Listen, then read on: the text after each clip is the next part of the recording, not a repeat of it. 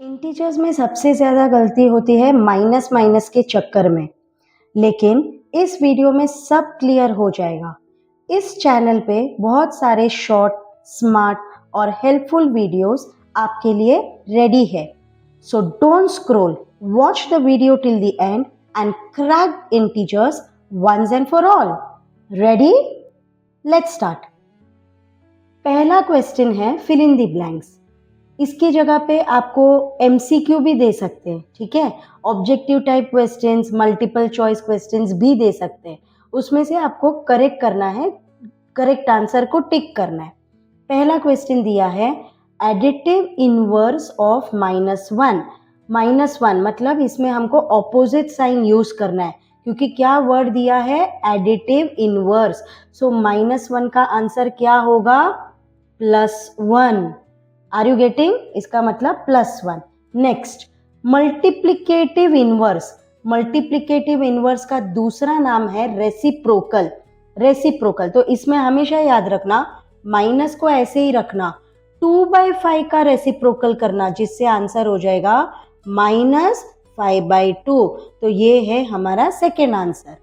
Next में दिया है द प्रॉपर्टी यूज्ड। अब इसमें कौन सा प्रॉपर्टी यूज किया गया है, a into b plus a into c. आया समझ में?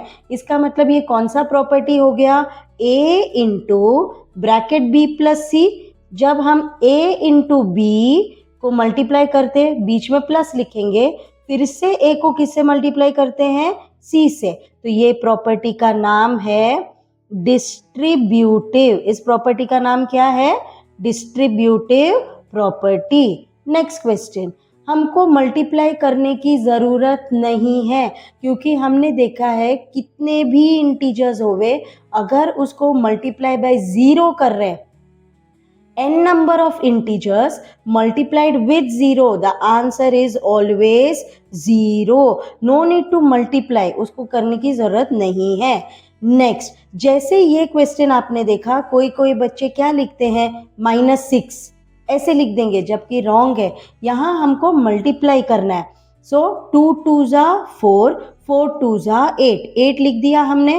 पहले हमने होल नंबर्स को मल्टीप्लाई किया। Now minus into minus plus, plus into minus minus. So इस हिसाब से आप fill in the blanks practice कर सकते हैं। वीडियो एंड तक जरूर देखना, क्योंकि आगे जाके सिंपल सम्स से लेके कॉम्प्लेक्स सम्स तक सब इस वीडियो के अंदर अपलोड किया गया है।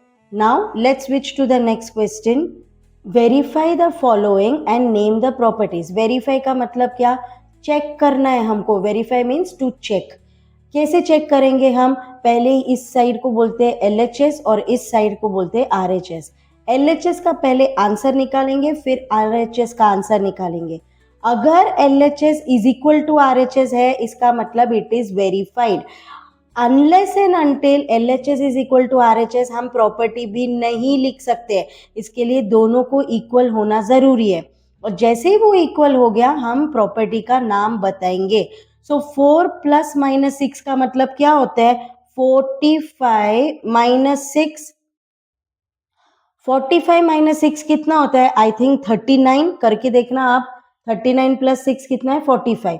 अब -6 + 45 अगेन कितना होता है, -6 + 45 विच इज इक्वल टू 39। इसका मतलब वेरीफाई हो चुका है। कैसे वेरीफाई हो गया, LHS is equal to RHS।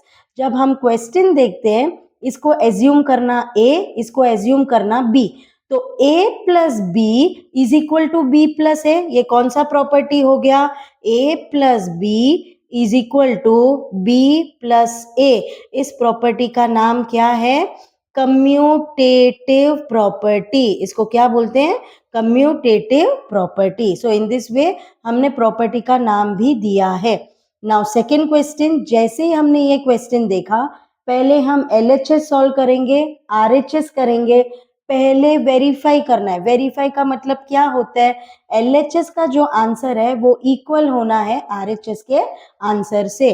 सो हम 15 को ऐसे ही लिख देंगे, पहले ब्रैकेट सॉल्व करेंगे, जिससे हमको कितना आया, 7। अगर आपको नहीं पता तो रफ कॉलम में मल्टीप्लाई करके देखना, जिससे आंसर आपको कितना आया, 105। अब ये जो 105 है ये क्या हुआ, LHS। अब हम RHS करेंगे। 15 टेंजा 150 प्लस, अच्छे से ध्यान देना, 15 इंटू -3, 15 इंटू -3 कितना होगा, -45। अगर नहीं आते तो रफ कॉलम लेना, -45 करके देखना, जिससे आंसर आपको फिर से कितना आया, द आंसर इज 105। इसका मतलब हमने वेरीफाई कर दिया है। So LHS is equal to RHS। After that अभी हमको प्रॉपर्टी का नाम देना है। जैसे ही हमने ये देखा, this is A into bracket B plus C, इसका मतलब A इंटू बी है, प्लस जो बीच में है again A into C। So this is which property, इस प्रॉपर्टी को बोलते हैं हम distributive property. A into bracket B plus C, इसका मतलब कैसे करेंगे हम, एक ब्रैकेट में A इंटू बी प्लस दूसरे ब्रैकेट में A इंटू सी। इस हिसाब से मैंने सिंपल से लेके कॉम्प्लेक्स अब हर एक सम, हर एक मेथड्स और हर एक टॉपिक मैंने कवर किया है इस वीडियो में। आप प्लीज इसे एंड तक देखना है और एक के बाद एक सॉल्व करके प्रैक्टिस भी करना है after understanding all the sums. Now let's switch to the next sum. The question says evaluate. Evaluate का मतलब क्या, सॉल्व करना है। इवेल्युएट मतलब फाइंड द वैल्यू। आया समझ में? तो हम कभी भी क्या करेंगे, कोई बच्चे डायरेक्ट भी सॉल्व करते हैं, आपको करना है कर सकते हैं, लेकिन अगर आपको बाई मिस्टेक कुछ सेल्फ डाउट है तो स्टेप वाइज भी सॉल्व कर सकते हैं।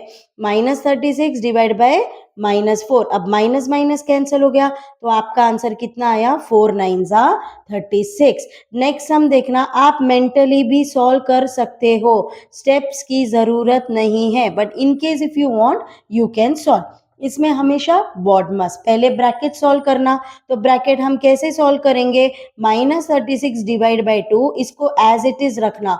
ये कितना हो जाएगा आप जरा मुझे बताना, 218 जा, ठीक है, तो ये कितना होगा, -18 डिवाइड बाई 3। अगर आपको डायरेक्ट आता है वो भी कर सकते हैं, या नहीं तो आप ऐसे भी कर सकते हैं, डिवाइड बाई 3, मतलब 3 का टेबल बोलना है, 18 को कट करना है, एंड जो नेगेटिव साइन है उसे हम लिखेंगे। जो फाइनल आंसर आया that is our quotient. Are you getting? Last sum very important. देखो पहले मैंने सिंपल सम दिया, फिर धीरे धीरे धीरे धीरे धीरे हम कॉम्प्लेक्स में आ गए। तो इसी तरह हमको प्रैक्टिस करना है, क्योंकि मैथ्स ऐसा चैप्टर है जहां जो भी टेक्स्ट बुक में सम्स है वो नहीं आएगा। कोई भी सम्स एक मैडम दे सकते हैं आपको पेपर में, तो आपका कंसेप्ट क्लियर होना है, आपको बेसिक क्लियर आना है। तो आप मेरा हर एक वीडियो प्लीज सब्सक्राइब करके जरूर देख लेना।